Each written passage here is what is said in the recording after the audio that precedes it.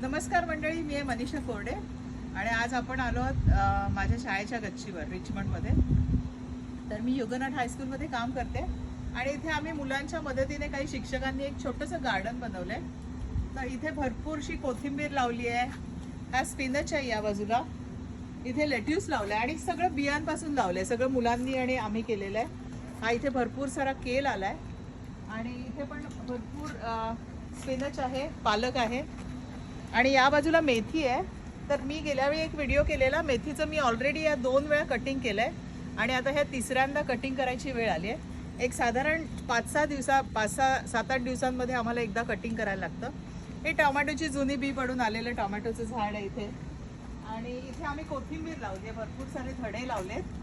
तर हे येत आहेत आता हळूहळू. आणि इथे या बाजूला थोडी फुलांची झाड आहेत.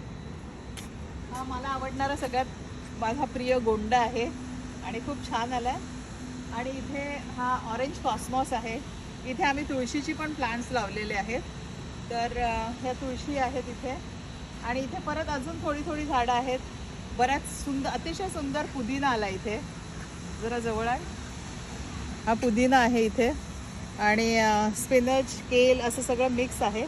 इथे पण मी तुळशीच्या बिया टाकलेल्या, तर त्या तुळशीची थोडी थोडी रोपं उगवत आहेत इथे.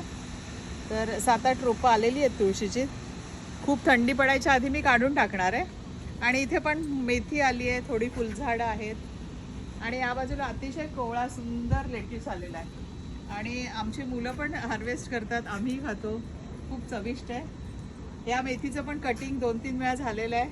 आणि ही गुलबक्षी आहे, तुम्हाला सगळ्यांना आठवत असेल तर. संध्याकाळी 4-5 वाजता खूप छान फुलं येतात त्याची. आणि या बाजूला इथे भरपूर मिंट लावलं आहे. तर मला भरपूर पाणीपुरीची चटणी करता येते याच्यातनं. इथे ही अमेरिकन लोक काही मिंट विशेष वापरत नाही, पण आम्ही दोघी इंडियन टीचर्स आहोत, आम्ही भरपूर वापरतो. हा पण इथे खूप छान केल आला आहे आणि हे सगळं बियांपासून लावलेलं आहे.